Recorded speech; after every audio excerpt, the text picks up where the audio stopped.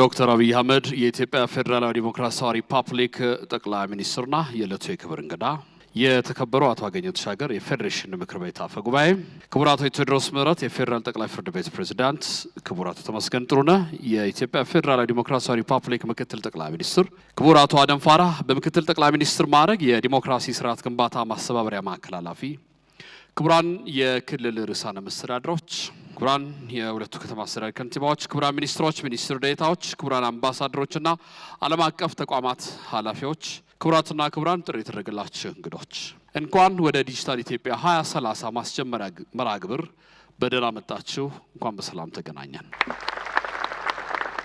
ህዳር 20 2018 ዓ.ም የዲጂታል ኢትዮጵያ 2030 ስትራቴጂ በሚኒስትሮች ምክር ቤት ጸድቆ ወደ ትግበራ መግባቱ ይታወቃል። ይህንን የ2030 ዲጂታል ኢትዮጵያ ስትራቴጂ ይፋ የማድረጊያና የማስጀመሪያ ሁነት በጋራ ለማብሰር ነው በዚህ ታላቅ ሁነት ላይ እየታደም ነው።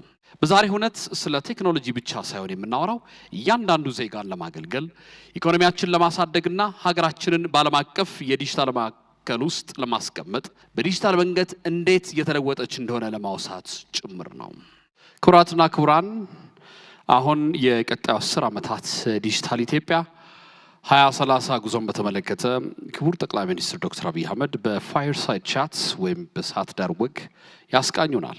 ይህንን እንዲያከናውኑ ክቡር ዶክተር በለጠ ሞላ የኢኖቬሽንና ቴክኖሎጂ ሚኒስትርን ወደ መድረክ ጋብዛለሁ። መልካም ጊዜ ይሁንላችሁ።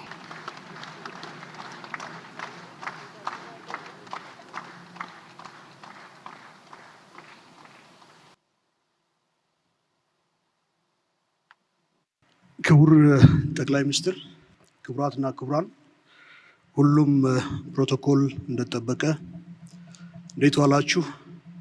ጤና ይስጥልኝ ማለት እወዳለሁ። ክቡር ጠቅላይ ሚኒስትር፣ እንግዲህ ከውድ ጊዜው ቀንሰው የቀጣይ 5 ዓመት ሀገራዊ የዲጂታል ጉዞ ምን ይመስላል፣